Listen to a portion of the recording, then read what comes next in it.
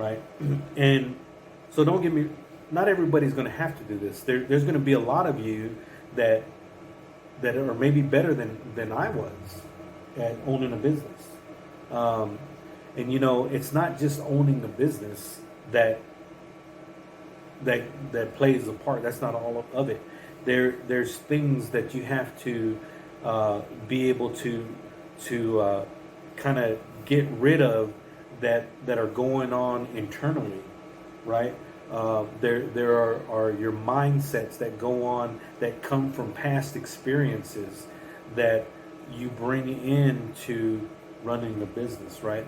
And you don't hear people talking about that.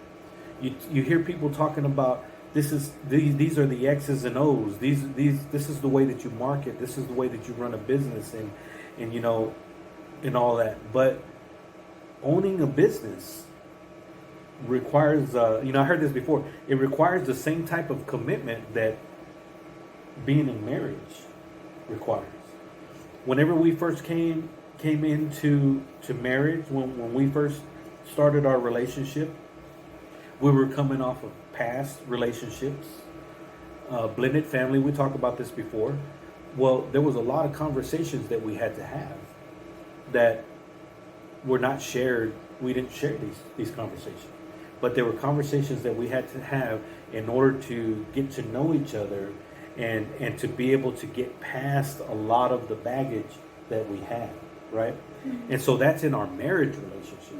Well, whenever I got married to our business,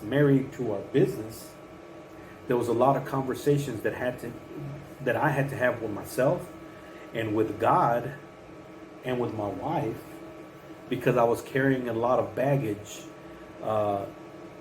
when starting this business.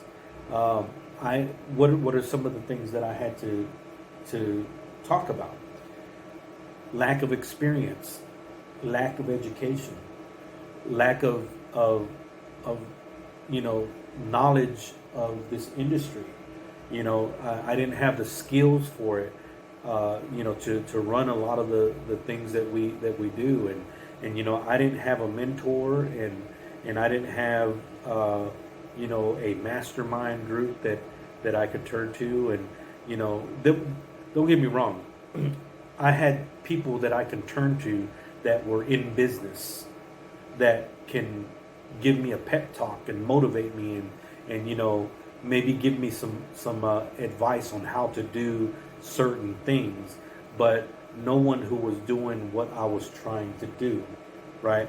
And maybe I could have went to a rap person, and maybe I could have went to a screen printer, or maybe I could have went to an embroidery guru, or maybe I could have went into a direct to garment guru, one at a time, and had 10 people as my advisory council or something like that.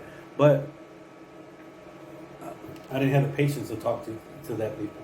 So there was no one doing necessarily what I was trying to do, right? And so I just figured it out on my own.